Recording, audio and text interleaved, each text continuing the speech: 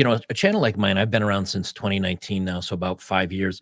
And I'm actually starting to distance myself away from the manosphere and the red pill terms because, I get a little pushback from this. But when you have, the Andrew Tates and the pearly things and the fresh and fit, and some of the things that they say are takes that I find I don't align with at all. Like they go out and dude, bang 50, 60 women's before you decide to find your wife. Okay, good luck on that for the average guy. Yeah. And so I'm kind of moving away from that kind of label and just talking about, I just kind of say like a men's advocate. I'm not even a men's rights because we have plenty of rights. Yeah. Just an advocate of it. And as such, I think once social media started coming out, it's now popular to dunk on men. It's popular to, you see all these videos like the bear versus man in the woods thing, right?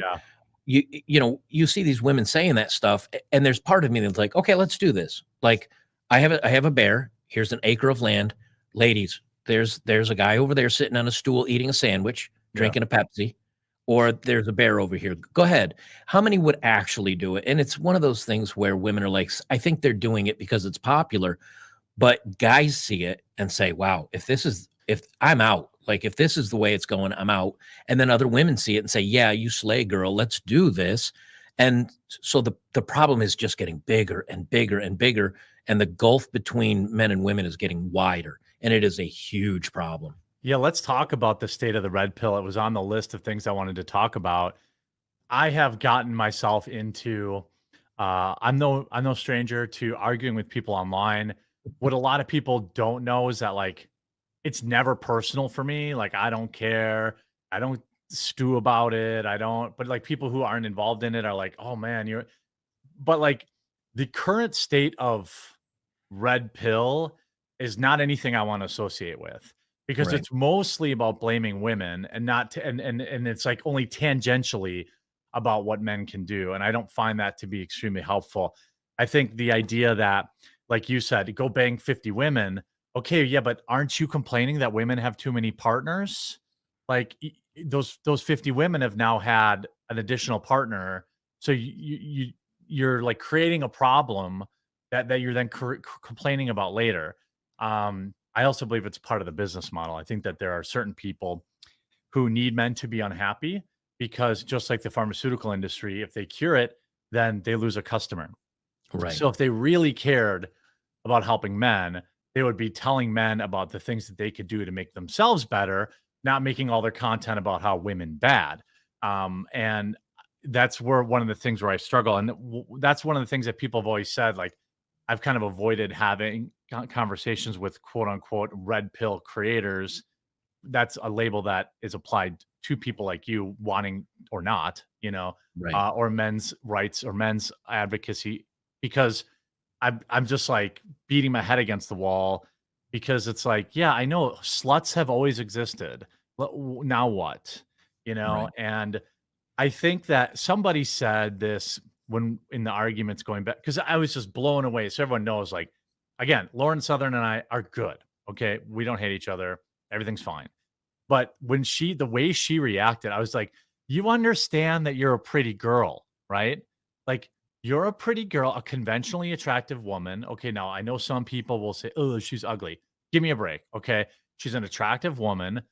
The fact that she's like, no man would ever do this. I'm like, you have such an incredible blind spot for where men are at that like you should just sit this one out. Like you I think don't she know. thinks like a lot of times, especially attractive women, but men sleep down by a couple ranks. So a 10 dude will have Always. 3 beers and say it's Yeah. a slow night, and there's a 7 in his chats, and he's like, "Come over and let me tap it." And so he'll sleep down 3. The 7 will sleep with a 4 or 5, depending on how many drinks they have. So men will I've date seen down it. like that. You've seen it. I've seen it firsthand. If you go out in the We all have bar, those friends at the bars where you're like, dude, are you sure about this? we all had a friend that used to take the grenade. Like, there's a reason why the expression women are like fat women are like mopeds. They're both fun to ride, but you don't want to let your friends see you doing it. There's a reason that joke exists, and you know it, And so do Mhm. I. And we've never met, and we're 20 states apart. So, Right.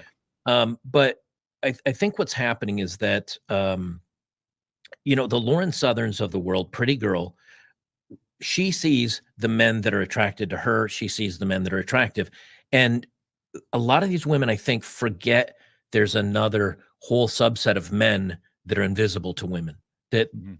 she just pays them no mind. They don't exist. It's the guy at the 7-Eleven. It's the guy that working at the gas station. It's the guy that's not, built or tall or good looking. It's the Taco Bell guy. They're invisible to women like that. So when she's thinking of men, she's thinking of the men that she would date Yeah. and the men that would date her. She's forgetting about the other 80% or so that are just not of her mind. Yeah, that's a great point, and I agree with you. Like, sometimes I find that creating content does generally keep me a little more grounded. And then also, this is something I always tell my viewers: like going out and touching grass is still really, really, really important. And I play in like a darts league and a bowling league, and I go there, and it's like a sea of those guys. Right. Single Saturday night bowling league, not a woman in sight. Singles, Tuesday night dart league, not a woman in sight. Every one of these guys have good jobs, good or decent jobs. They're like decent guys, but they've just, I don't know, they just have checked out or, I often tell them, I'll say like, dude, you're not gonna meet a wife in these whole, like I played darts in like dive bars. Right. And they're like, "Yeah, I know, but I don't wanna use dating apps either." And then before you know it, they're like 40 and single. And that on the flip side of that, with this new wave of red pill content, I worry. Oh, I meant to say someone said that basically the red pill terminology has been co-opted, and to a degree, I think that's probably true. Like these, again, like I have kind of buried the hatchet with the fresh and fit guys, but I don't think yelling at whores is beneficial. I don't think Right. that, It you feels know good. I'll be honest. yeah, It it's does. It funny, does. it's entertaining. Jerry Springer has its spot. Right. I don't think that a woman who hasn't had a boyfriend in forever and can't get a man should be giving men advice on what women want, Right. um, or how to be happy. How do you I guess you do like what you say and you rebrand. Like I'm not a red pill content creator. I'm a men's advocate. And maybe that's the better way to differentiate. I think so. And the other thing too is, I've done videos where it's like, here's some ideas for investing. And, I'll say, here's some professionals, but here's what I've done that's done very well for me. 30,000 views. Wife leave husband I finds out, know. I know where you're going. secretly, Yeah. right. Wife leave husband secretly finds out he was actually rich. 2.1 million views. Or, I mean, I've got some videos that are millions of views. Yeah. And so what I learned is it's kind of like you want to get the message out, but you got to be entertaining. So you put the craziness out there. You say, guys, you'll never believe this. And then, you start segueing into be happy on your own, hit the gym, Mhm. eat right. If you're down and out and feeling bad about things, take some courses on interacting with other human beings. Just go out and talk to strangers till you're comfortable. So you put here's how you make your life Yeah. better at the end of the video. And in the beginning, you tell a crazy story. And then I go look at my metrics, and about halfway through the video, everybody's like, I'm good. And then they check out of the video. Yeah. And you say, okay, but I'm doing my part of it. If they want to see maybe the life lesson or something that may help them, they stick around. And if they're like, nah, I just wanted the craziness and I tap out, that's up to them. But I think you have to do that. And some content creators have found that they just go crazy, craziness. They get all the views. They start getting the sponsorships. They're getting the ad revenue. They put it in there and they forget, oh, weren't we supposed to talk about how to help men? Weren't we Yeah. supposed to maybe put some life lessons in here or something that's positive people can take away from it? And I have to remind myself to do that too. Every couple of videos I try to say, hey, all right, here's a woke brand or a woke company like Disney or Budweiser or Yeah. whatever that's completely failing. And here's a good story of why we're winning and men doing well. And so you kind of have to kind of mix it up to where people it's not just pounding lessons into their head and it's not just craziness. And I think some of the new people in this area are like, how do I drive views? How do I get as many sponsor dollars as I can? How do I line my pockets? and then You know why, Joker? Because they don't care about men, and they I never think did. that's part of it. I think that's part of it. I mean, Or I'll or, may, say it. Yeah. or maybe they start out with the good intentions, but somewhere along the Yeah. line, they get lost. And Yeah. Hopefully. it is something that you have to remind yourself, hey, like, what are we doing here? And so I think maybe that's why I'm pulling away from some of the, because I don't want to be like, I don't have anything against like the Andrew Tates and the Pearl and Fresh Yeah, and it's Fit. fine. I'm like, hey, Yeah. the more voices singing the praises of men and making fun of the craziness, I'm all for that. But when some of the voices, like Andrew Tate says, oh, you enjoy sleeping with women, well, you're Yeah, gay. that You're not was weird. reproducing. Yeah. It's like, Yeah. we're not here, dude. Like Yeah.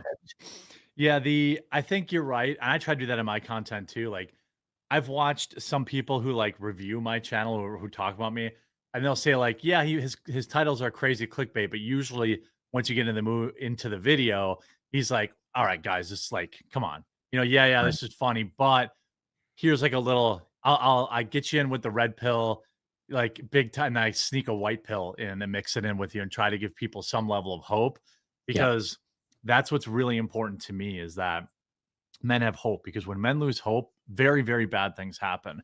Yeah. And I think that it's fine to consume Jerry Springer content. Like that's totally fine. I think it's funny. I think it's funny to dunk on dumb OnlyFans girls. It's entertaining.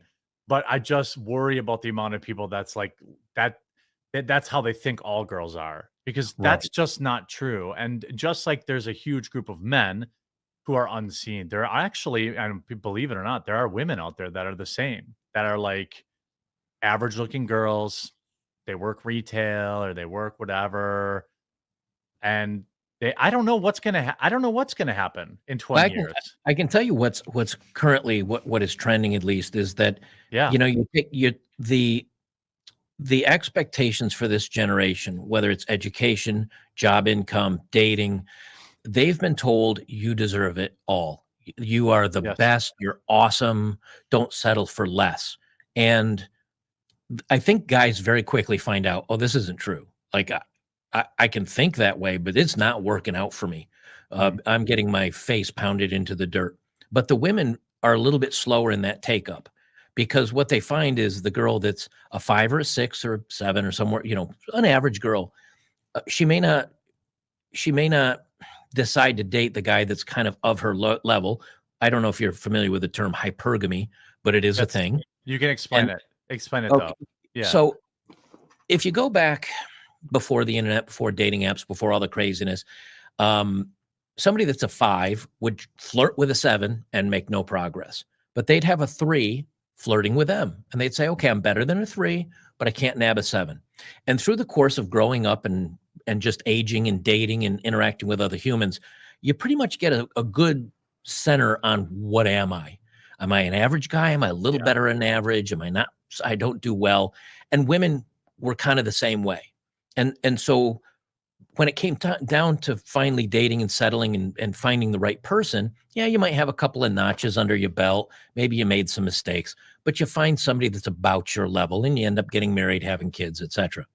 The And that was problem with usually done by like the end of high school back in the right, day, you know? very much so. The pretty Yeah. girls knew they were pretty. The girls Yep. that were kind of homely knew they were homely. Mhm. But now what's happening is that because you have these dating apps and you have a mid, now we're on Rumble and we're on YouTube, correct? Yeah, yeah. Okay. Do you use YouTubeisms, as I like to call I them? do, yes. Yeah, yeah, Okay, yeah. okay. We're on Yeah. the same page then. Yeah. So I call it only fools because if Right. you say the other word too much, what? Yep. So girls get on only fools and they have a trillion threes that are men saying you're gorgeous, you're beautiful, you're amazing. And so they go, oh, well, I was a 5, but I have thousands of men saying I'm gorgeous. I must be an 8. When in reality, it's the 3 is giving them the compliments, right? So their ego gets inflated. And then they find they can sleep with a guy that's 2 or 3 rungs higher and all of a sudden women have a false sense of value. And that it's really hard for that to fall. And so the women's dating expectations get all weirded out and messed up. And then you've got average guys that are trying to talk to girls and girls are blowing them out or making fun of them, or Yeah. they're saying, I'm sleeping with a 7. even though the 7 won't date me long term, I could date a 5 long term, but I can do better because the 7 wants me. I'm sleeping with him. I'm going to get a 7, and now everybody's confused, and everybody is like, who's really right for me? And I think men feel worse than they actually are, and I think the women think they're better than they are because of social media and the billions of likes and comments, and so now no one can find that correct level to pair up with. And it's leading everybody to be sad and miserable because the women are getting slept with and then bounced on by these guys.